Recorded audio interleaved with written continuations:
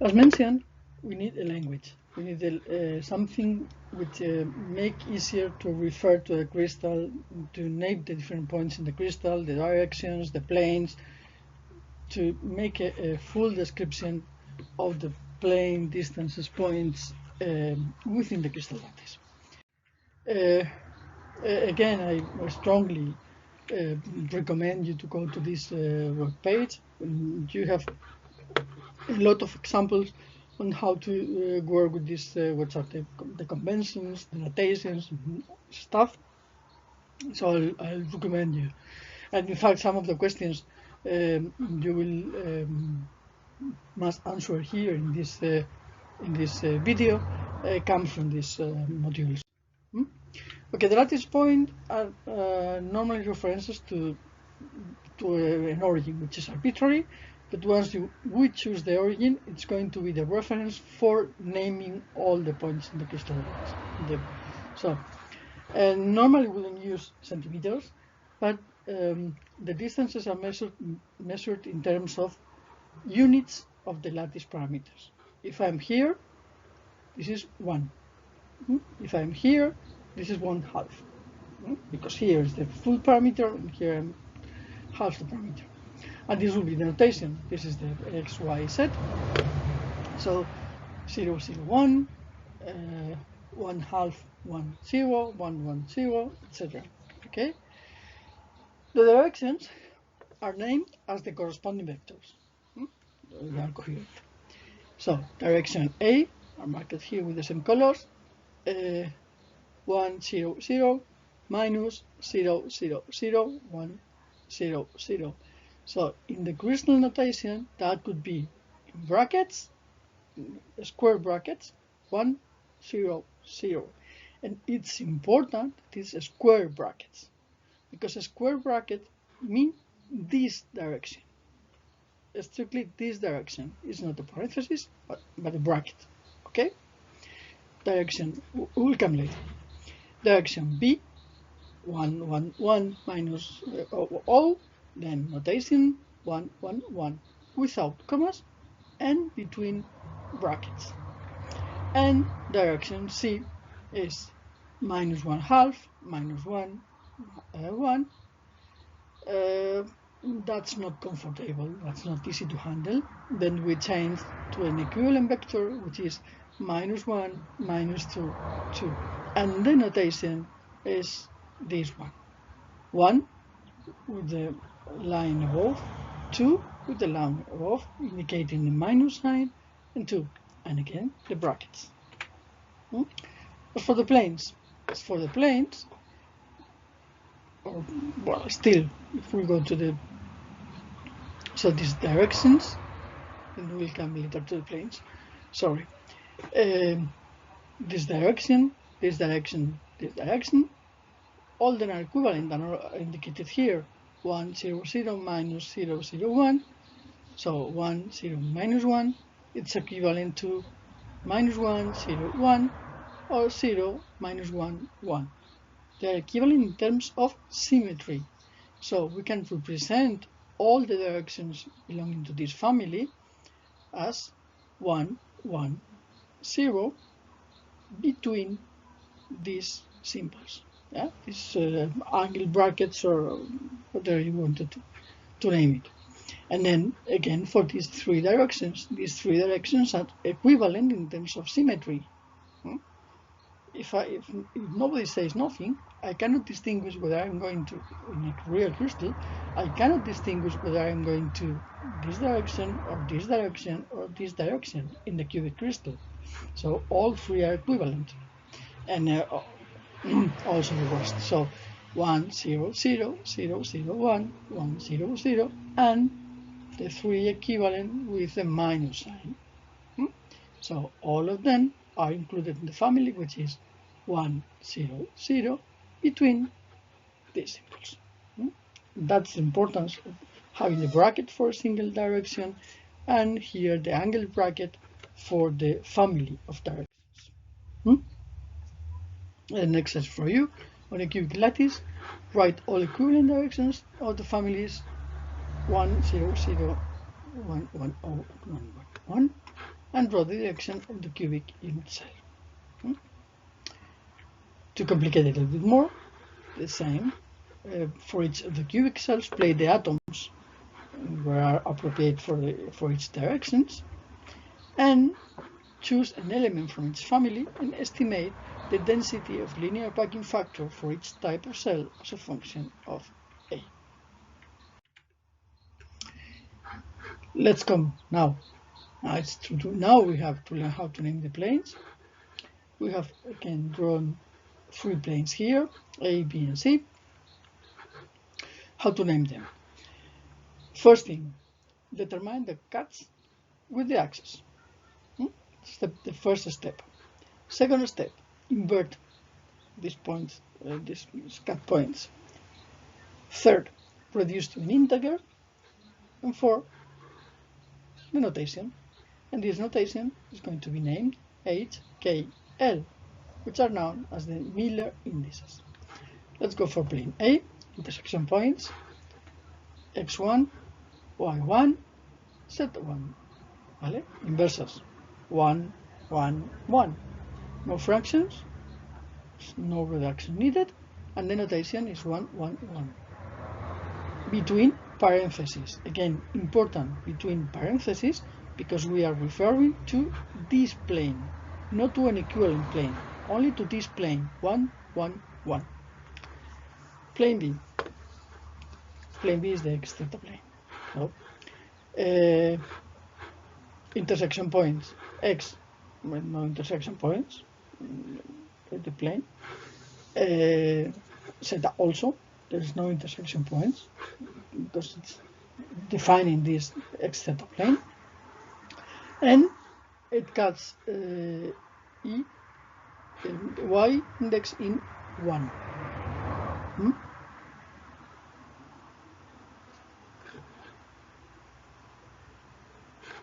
So, inverses, 1 over infinite, 1 over 1, 1 over infinite. No fractions, and the notation between parentheses, 0, 1, 0. Why this part here, y1, which is not here, this is 1 here, is here? Because if I here write y also equals 0, then I have a problem. 1 over 0 is infinite. But it's the same if I, instead of taking this plane here, I come here. So I shift the origin to avoid this infinite. It's just the origin is arbitrary, so I shift the origin, then I avoid to have an infinite in the notation. And for the plane C, xy, x1, y2, just cutting here, zeta infinite, there's no cutting, inverses 1 to 1, 1 half, and over infinite. Reduce to fractions. To reduce to fractions, here is the only fraction. To reduce it, we must multiply by 2. So we multiply by 2 all the indices. 2, 1, 0. Notation is 2, 1, 0. Okay? This is the way, again, between parentheses.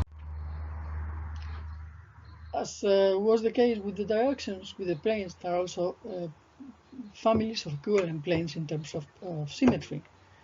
In fact, for instance, if we go to the cubic, all the faces are equivalent. So 0, 0, 1, 1, 1, 0, 1, 0, 1, 0, etc. So when I want to represent all the family, instead of using these parentheses, I use these brackets. Yeah?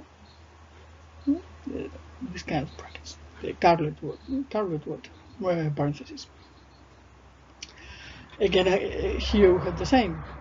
1, 1, 1, which is this plane here, is equivalent to this one from here to here to here, flops, or to this one, so here, this vertex, and this one. It's not so easy to see, but it's the same. Equivalent then are represented by 1, 1, 1 between Carlet parentheses. write all the planes of the families, draw the planes in the cube, place the atoms where appropriate for each plane, and calculate, choose a plane for each family, and estimate the density of surface packing factor for each type of cell. In hexagonal crystals complicate things a little bit. Because if you remember, normally we represent the hexagonal crystal with this representation, which is not, as I told you, it's not the true unit cell, but instead I have here 3. And what's the reason to do that? The reason to do that is that if I use here, for instance, this my 1 0 1 0 1 0 0, but for me this direction, this plane, this phase should be the same, are equivalent. However, they are not.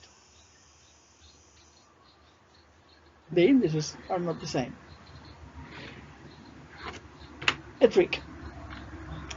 We design a new notation which is exclusive for hexagonal crystals. It's a trick. Instead of using these vectors, or only these vectors, we introduce a third vector, which is a linear combination of A and B. So it's the T vector, which is the minus A plus B. It's a linear combination, nothing changes.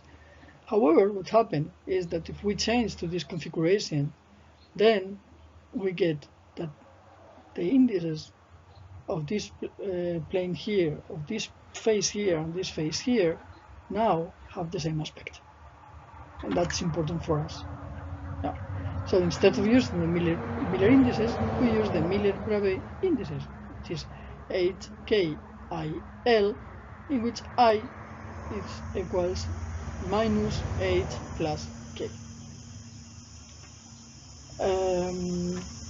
It's just for convenience. It's a matter that we, for us, intuitively, if you want, it's much more comfortable, or we feel much better if we can identify all the faces that are equivalent in terms of symmetry with the same kind of indexes. That's all. Okay, let's go to the planes here. Again, we have the same points. The axis cuts are A, B, T are equal infinite because we are here in this plane A. So 0 or 1, and the notation in Miller-Bravais 0, 0, 0, 1. For the plane B, cuts 1, 1, minus 1/2, 1. The inverses 1, 1, minus 2, 1. And in Miller-Bravais 1, 1, minus 2, 1. As for the directions, we select 2 points.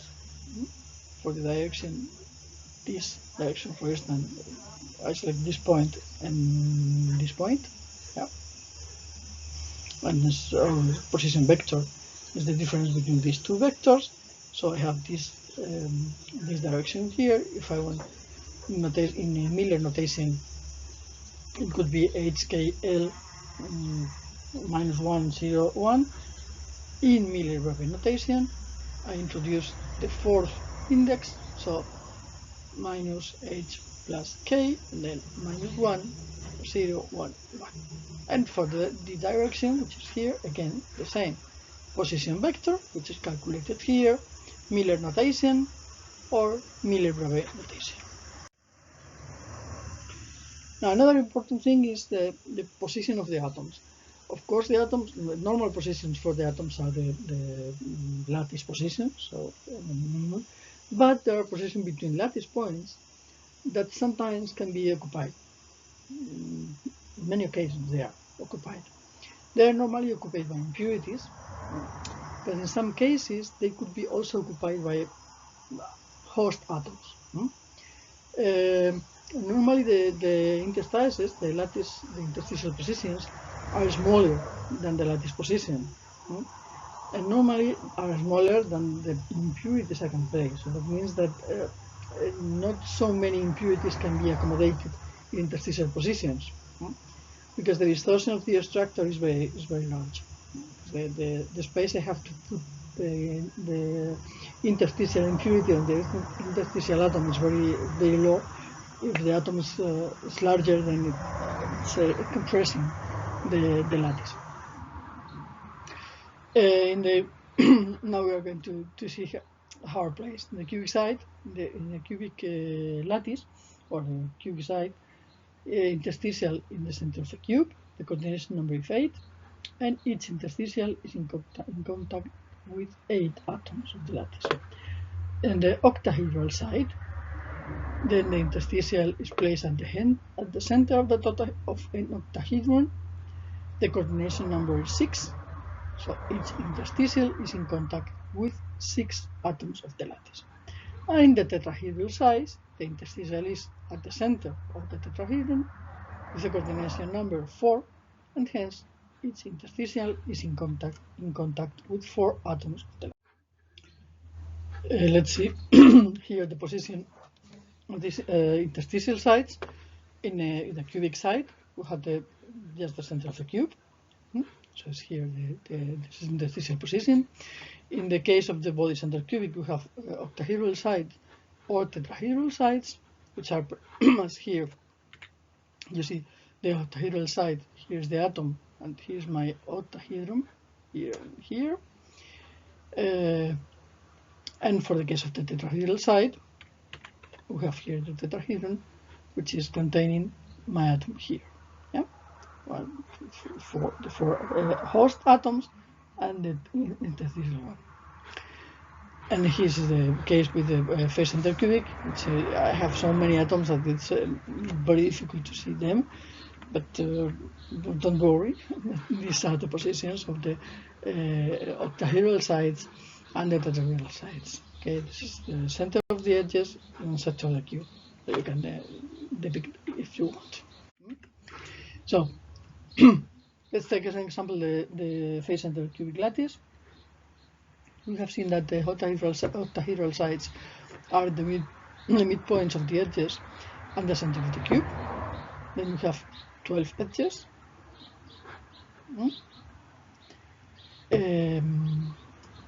Each edge is served by 2 cells, so that means by 4 edges. By 4 cells. Each edge is served by 4 cells, so 12 divided by 3 by 4. Then we'll have 3 possible octahedral side interstitial per cell, and then the one in the center. So in total, we have 4 possible octahedral sides per cell.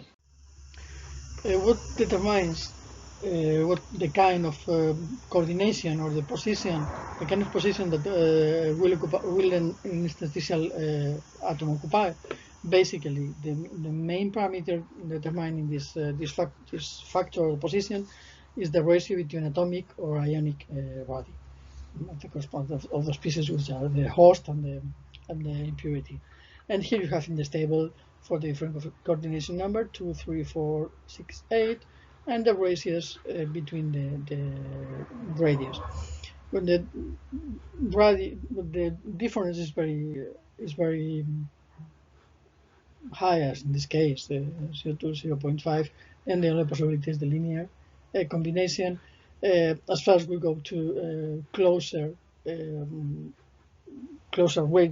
radius, it is the radii ratio closer to 1. Then we move from linear to the center of a cube, which is the octahedral position. Now we are going to design an radiation absorbing wall. Then we will use 10,000 cubic centimeter lead balls to build a radiation absorbing wall. We will stack all the balls following a scheme similar to the one in the face center cubic structure, and then we can define the direction of maximum density, so maximum backing of the balls, with the will be the diagonals of the faces of the cube.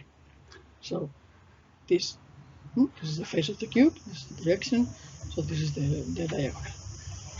To increase the absorption capacity, what we do is to fill all the octahedral voids here with some other balls of smaller radius, but we don't know exactly which radius we should use.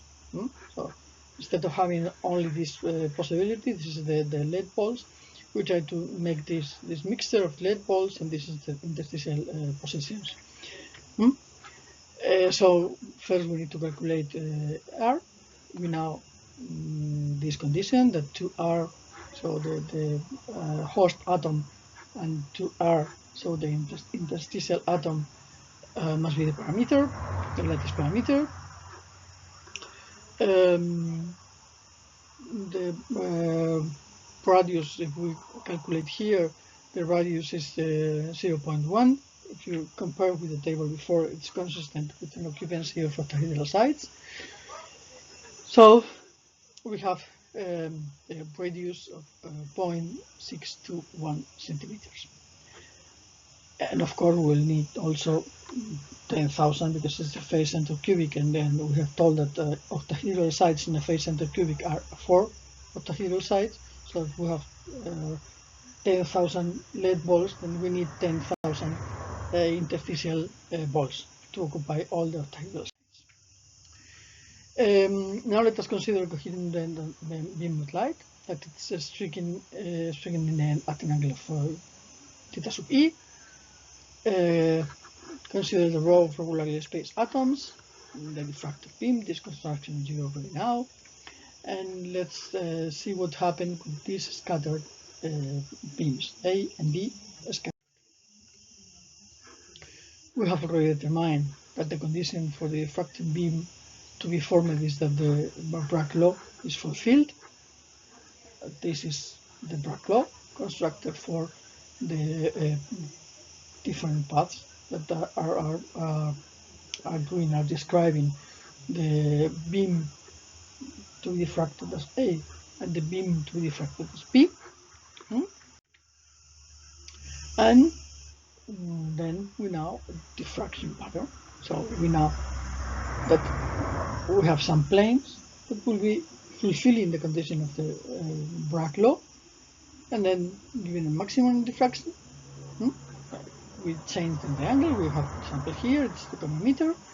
If we change the angle, then what happens is that we'll have a different plane that is fulfilling the Bragg law. So then we have another peak in the diffraction. Change again the position of the sample. We change again this angle. So we have another peak, and then we can construct all diffraction peak or diffraction spectrum for the sample. And then we can determine a lot of parameters related to the cell. It's the way to study the unit cells and the crystal structure of the materials. So here we have the peak, we have some marked before. These are the angle 2 theta, because we are considering the incident and the outgoing angle, and then theta, and then the seno, sin theta, and then we can calculate the interatomic distances, or we can calculate the parameter of the unit cell.